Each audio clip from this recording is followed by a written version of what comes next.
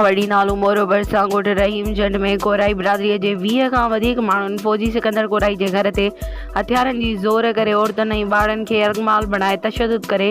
2 सालनि जे नीगरी समेत 9 ॼणनि खे हथियारनि जी ज़ोर ते पाण सां गॾु अगवा करे खणी विया। बाद में 7 ॼणनि खे तशदुद करे कचे जे इलाइक़े में छॾे फरार थी विया आहिनि,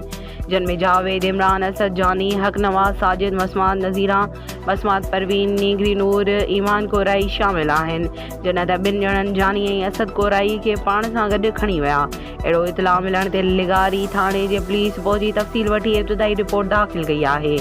जॾहिं त अहिड़े हलां ख़िलाफ़ ॻोठाणनि जो औरतुनि, मर्दनि ऐं ॿारनि समेत मोरो प्रेस क्लब अॻियां एहतजाजी मुज़ाहिरो कयो, जंहिंजी अॻवानी फौजी सिकंदर, मसमात नज़ीरा, मसमात परवीन, अली मोहम्मद, मुमताज़, इमरान, हक नवाज़, कुर्बान अली, अजीब, गुल कोराई, मोहम्मद खान, अली हैदर कोराई ऐं ॿिया करे रहिया हुआ। जिते हिननि ॿुधायो त कुझु ॾींहं अॻु नारी फातिमा जो निकाह संदन अमड़ ऐं भाउ जी रज़ा ख़ुशी सां मुंहिंजे पुटु सदाम सां करायो हो,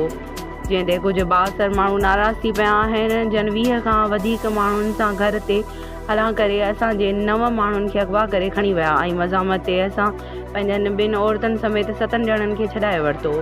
जॾहिं त असांजे 2 नौजवाननि जानी ऐं असद कोराई खे पाण सां गॾु खणी विया आहिनि। हिननि इल्ज़ाम हणंदे चयो त हमले कंदड़नि में गुलबहार कोराई, शरीफ़, सोनो कोराई, ताजन इलियास कोराई, रज़ा मोहम्मद मेहर, नूर मोहम्मद कोराई ऐं ॿिया शामिल आहिनि। लिगारी थाणे जी पुलिस एॾी वारदात हुअण बावजूदि केस वठण खां जवाबु ॾेई रही आहे ऐं ज़ख़्मियुनि खे लेटर ॾियण लाइ तयारु नाहे। मुस्करा थाणे जे पुलिस बासरनि सां बिट बणियल आहे। मुस्करा बासर माण्हुनि मां मुंहिंजे पुटु सदाम ऐं उन जे घरवारी फातिमा खे जानी ख़तरो आहे, जिन खे